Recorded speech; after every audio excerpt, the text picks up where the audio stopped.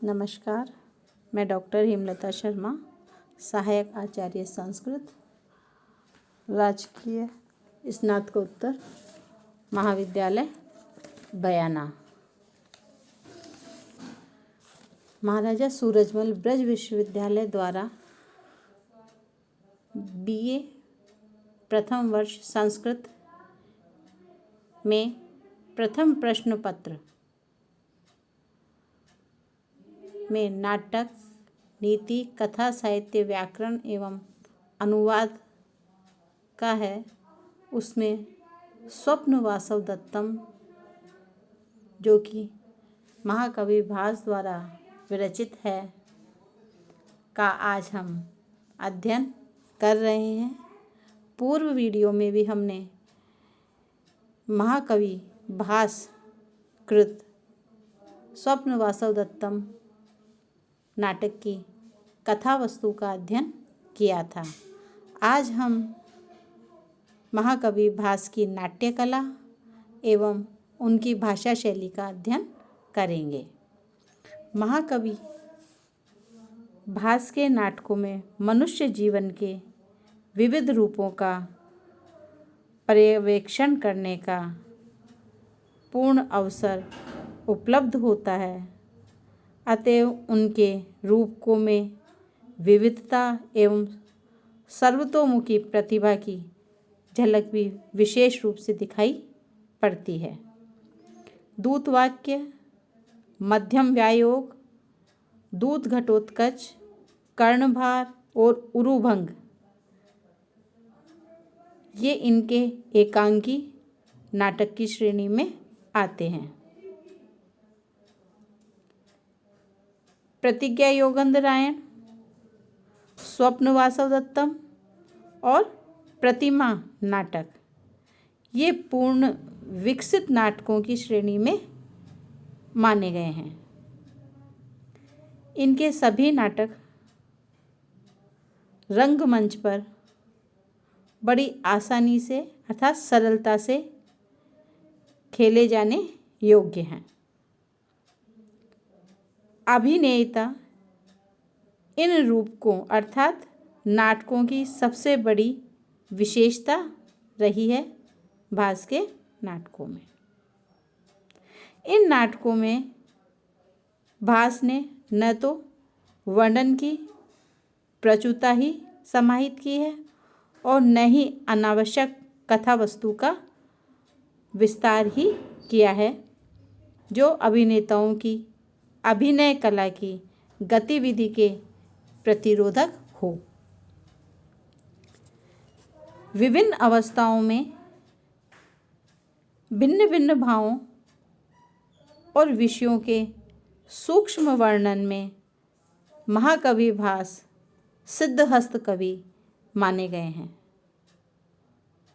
वाग बाहुल्य से मानो उनका स्पर्श ही नहीं हुआ।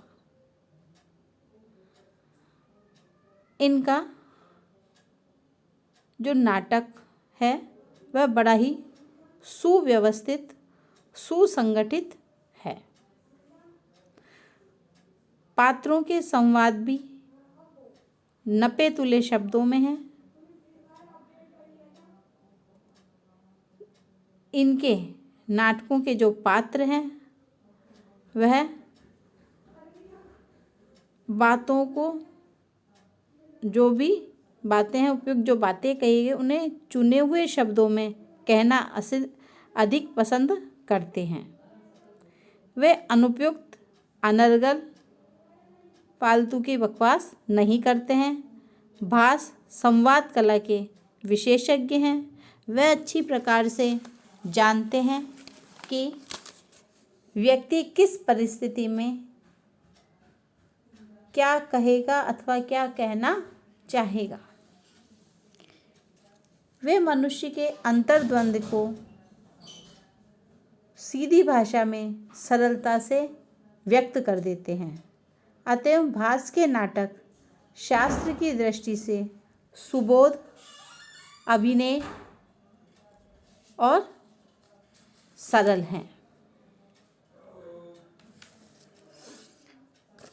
भास के नाटकों में अलंकार विधान भी दर्शनीय है।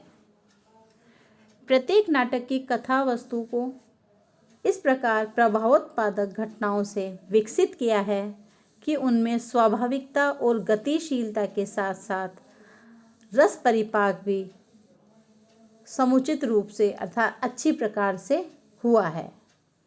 इस प्रकार भास एक कुशल एवं सफल नाटककार सिद्ध होते हैं।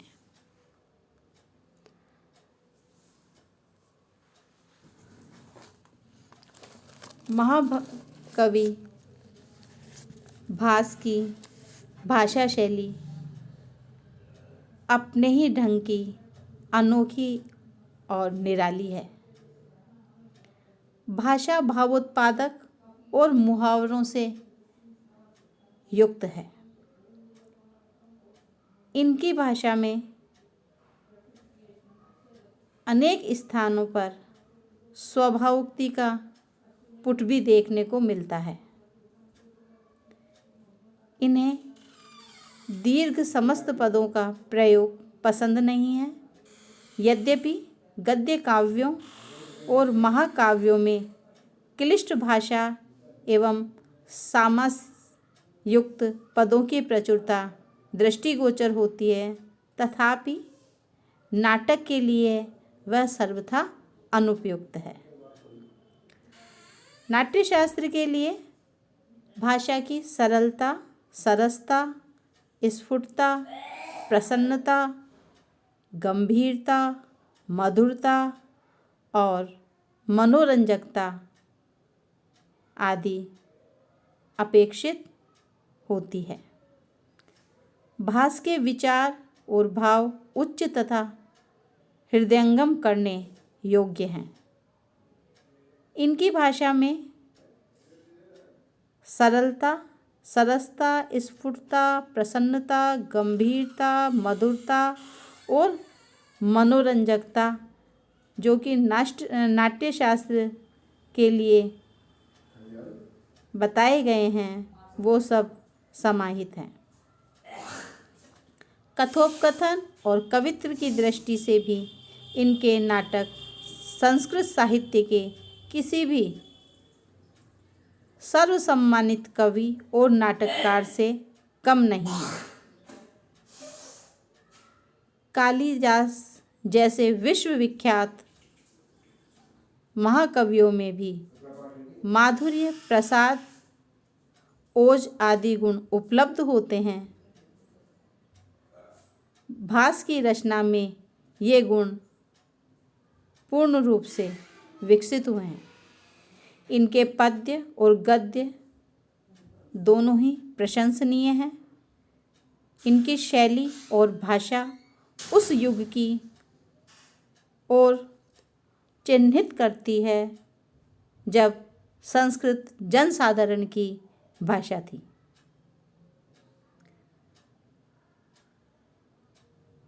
महाकवि भास की वर्णन कला बड़ी रोचक, प्रौढ़ और अपने ढंग की एक अनोखी भाषा है।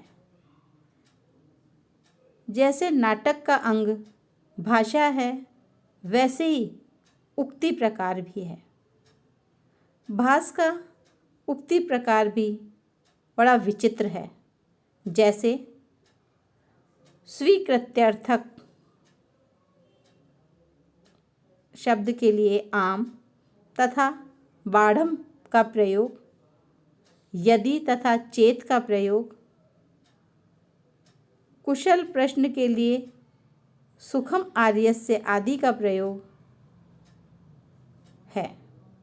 कालिदास, भवभूति आदि कवियों ने इनके ग्रंथ की छाया से अपने अपने ग्रंथों की प्रतिष्ठा को बढ़ाया है। भास रचित अविमारक नाटक में मध्याह्न का वर्णन है, जिसमें भगवान भास्कर के प्रखर ताप से तपे हुए संसार के विषय में कहा गया है अत्युष्णा ज्वरितेव भास्कर करैरापीत सारा महिम यक्षमार्ता इव पादपः प्रमुषित छायादवाग्न्याश्रयात् विक्रोशन्त्यवसाद इवोच्छ्रित गुहा व्यात्ताननः प्रवर्ता लोको अयम रवि पाक नष्ट हृदय संयाति मूर्छाम इव। इस प्रकार है। इस मध्याह्नकालीन वर्णन की कालिदास के मालविकाग्नि मित्र के पत्रच्छायासु हंसा आदि मध्याह्न वर्णन से समानता लिए हुए है। अंतर मात्र इतना ही है कि कालिदास राजा के उद्यान में खड़े हैं और भास जंगल में।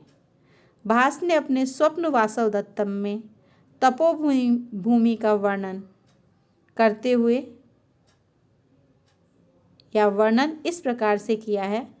विश्रब्धम हरिणाश्चरन्त्य चकितः देशागता प्रत्या वृक्षः पुष्पफलैः समृद्ध विटपः सर्वे दया रक्षितः भूयिष्ठं कपिलानि गोकुलधन्यान्य क्षेत्रवत्यो दिशो निसंदिग्धम इदं तपोवनमयं धूमो ही भव आश्रय। भास के द्वारा रचित तपोवन के वर्णन को पढ़कर अभिज्ञान शाकुंतलम में कालिदास के द्वारा जो तपोवन का वर्णन किया गया है के आभोग की स्मृति जागृत हो जाती है। स्वेच्छा इधर उधर विचरण करने वाले हरिण दोनों को आकर्षित कर रहे हैं। भवभूति रचित उत्तर रामचरित के दूसरे अंक का आत्रेय संवाद स्वप्न वासवदत्त के प्रथम अंक के विद्याधर संवाद की प्रतिकृति या छाया कहा जा सकता है। भास बहिर्जगत और अंतः जगत के चित्रों को चित्रित करने में सिद्धहस्त है।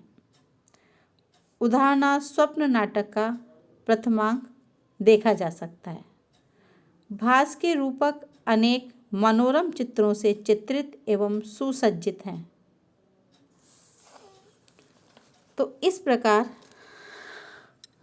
महाकवि भास बहुमुखी प्रतिभा के एवं गुणों के धनी हैं। भास के नाटकों की शैली का जो अपना विशेष महत्व है उसके किंचित बिंदुओं पर हम थोड़ा सा प्रकाश डालेंगे, जिसमें व्यापकता तथा प्रभावोत्पादकता।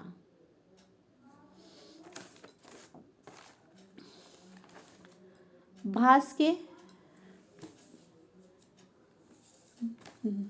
नाटकों की शैली का अपना एक विशेष महत्व है। इसके कुछ बिंदु इस प्रकार से हैं। व्यापकता एवं प्रभावोत्पादकता। भास के नाटकों में उसका मणिकांचन संयोग है। गंभीर तथा सरस भावों को नाटकोचित छोटे छोटे वाक्यों में अभिव्यक्त करने की उनकी अद्भुत क्षमता है। गुण व रीति। भास की शैली में प्रसाद, माधुर्य और ओज ये तीनों गुण पाए जाते हैं। भाषा में सरलता, सरसता, सुबोधता तथा स्वाभाविकता और प्रभावमयता के निदर्शन होते हैं। हम प्रसाद गुण और वैदर्भी रीति से युक्त श्लोक देखें जो निम्न प्रकार से है। यो अयम संत्रस्तया देव्या तया बाहु निपीडितः स्वप्ने अप्युत्पन्न संस्पर्शो रोम हर्षम न मुंचति। दूसरा, स्मराम्य वन्त्याधिपतेः सुतायाः प्रस्थान काले स्वजनम स्मरन्त्याः बाष्पं प्रवृत्त नयनान्तलग्नं स्नेहान् ममैवुर्षि पातयन्त्या। इसी प्रकार ओज और गोड़ी रीति से युक्त श्लोक भी देखा जा सकता है, जिसमें उपेत्य नागेंद्र तुरंग तीर्णे तमारुणि दारुण कर्म दक्षम विकीर्ण बाणोग्र तरंग भंगे महार्णवाभे युधि नाशयामि। ये ओजगुण का श्लोक था। माधुर्य और लाठी से युक्त श्लोक का भी हम देखते हैं। इस प्रकार है। मधु मद कला मधुकरा मदनार्ताभि प्रियाभि रूप गुणः पाद न्यास विषण्णा वयम इव कांता वियुक्तः स्युः। साथ ही प्रसाद गुण और पांचाली से युक्त एक श्लोक है जो इस प्रकार है। श्रोणी समुद्वहन पार्श्व निपीडितानि खेदे स्तनांतर सुखान्य गुहितानि उद्दिश्य माम च विरहे परिदेवितानि वाद्यांतरेषु कथितानि च सस्मितानि। इनकी भाषा में जटिल समासों का वर्णन नहीं है। तीसरा है वर्णन की कुशलता। भास ने अपने नाटकों में वर्ण विषय बड़ी सूक्ष्मता से किया है। उन्होंने प्रसंग का स्वाभाविक वर्णन किया है। किसी दृश्य का वर्णन करते हैं तो ऐसा प्रतीत होता है मानो जो वर्णन कर रहे हैं उसका चित्र आँखों के सामने खींचा चला गया है, जिससे पाठक व दर्शक मुग्ध हो जाते हैं, तल्लीन हो जाते हैं। चौथा, भावों का व्यक्तीकरण। भास के नाटक भारतीय भावों से ओतप्रोत हैं। इनमें पितृभक्ति, भ्रातृप्रेम, पातिव्रत्य, क्षमाशीलता, त्याग आदि का आदर्श अत्यधिक मात्रा में या कहो कि प्रचुर मात्रा में पाया जाता है। भाषा। इनकी भाषा प्रसाद गुण से युक्त है, जिसका हमने एक श्लोक उदाहरण स्वरूप बताया था। रसपेशल भावों की सम्यक अभिव्यक्ति, मनोरंजकता, गंभीरता, औदार्य तथा माधुर्य इनकी शैली के गुण हैं। वे भारतीय वृत्ति के आचार्य हैं। भाषा में स्वाभाविक प्रवाह है।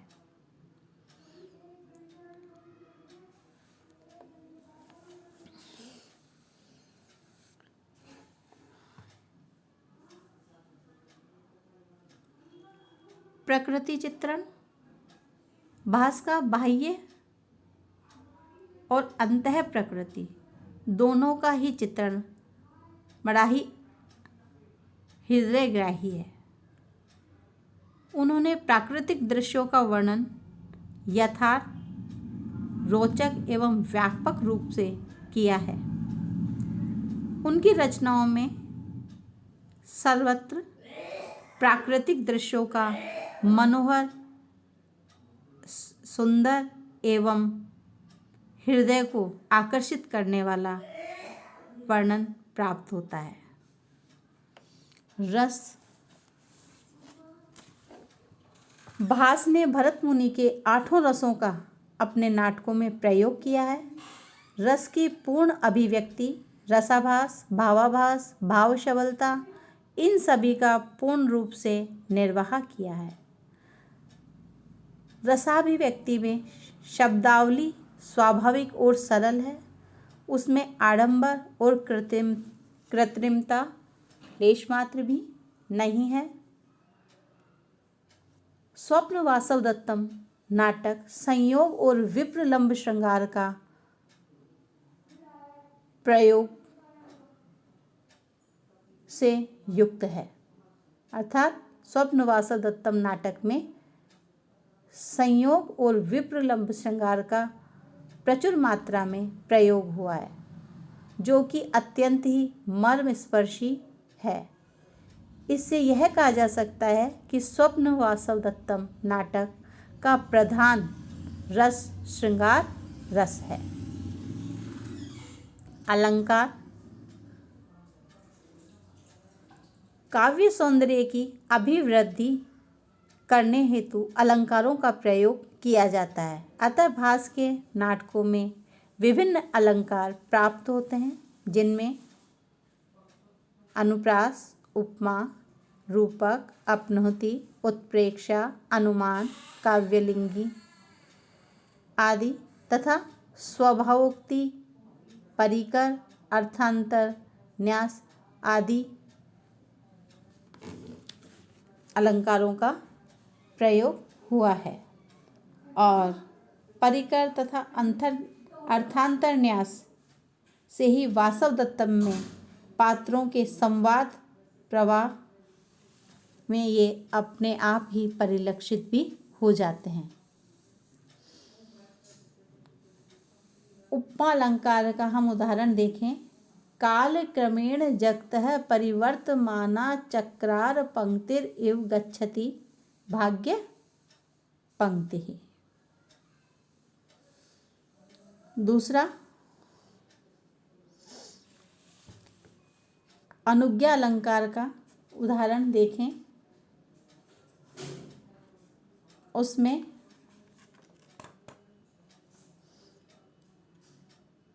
यदि तावद अयं स्वप्नो धन्य प्रतिबोधनम अथ अयं विभ्रमो वा स्याद् विभ्रमो ह्यस्तु में सदा। इस प्रकार महाकवि भास की भाषा शैली बहुत ही सुंदर और सरस है। इस प्रकार कवि ने इस दृष्टि से पूर्ण सफलता भी प्राप्त की है। आज इतना ही। धन्यवाद।